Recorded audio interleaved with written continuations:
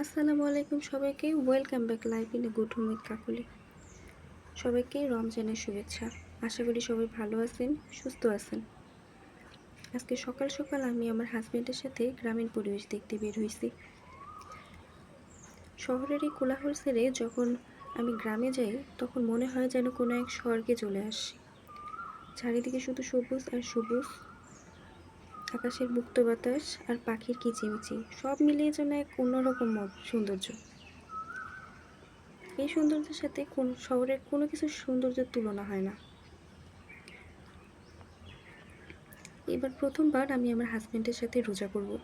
আমি আর আমার মেয়ে অনেক এক্সাইটেড।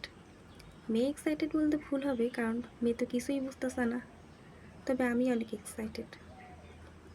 ওই দেখেন গ্রামের মেঠো পথ। এই যে রাস্তাটা দেখতেছেন, এই রাস্তা দিয়ে হেঁটে গেলে শুধু ধুলা আর ধুলা। আমার শাশুড়ি আম্মা ইফতারের আয়োজন শুরু করে দিয়েছেন।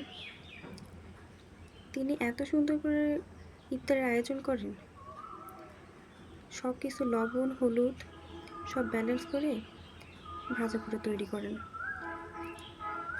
তিনি অনেক সুন্দর গুছায় কাজ করতে পারেন।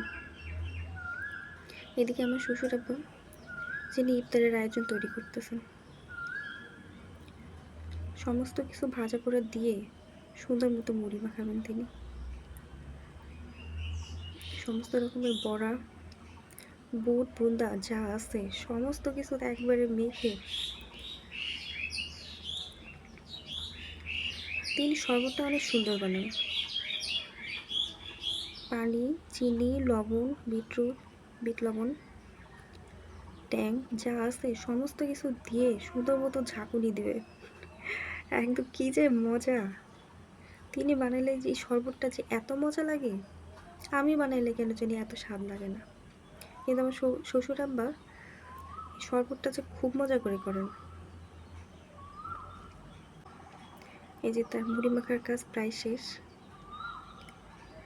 ইফতারের আগে তিনি খুব তাড়াহুড়ো করে করতেছেন।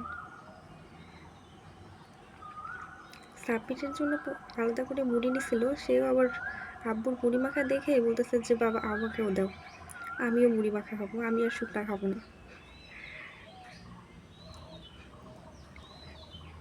এই তো এখানে সব আয়োজন। এটা মুড়ি মাখার আগের পিক। তারপর সবাই আজানের আগে আগে ইফতারের জন্য বসে গেছেন।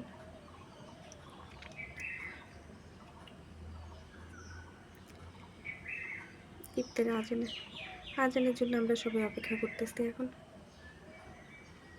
আজান এই মাত্র দিবে। এই যে আমার হাজব্যান্ড, আমার শ্বশুর আব্বা, আমার শাশুড়ি আম্মা, আর এই যে আমার ছোট দেবর।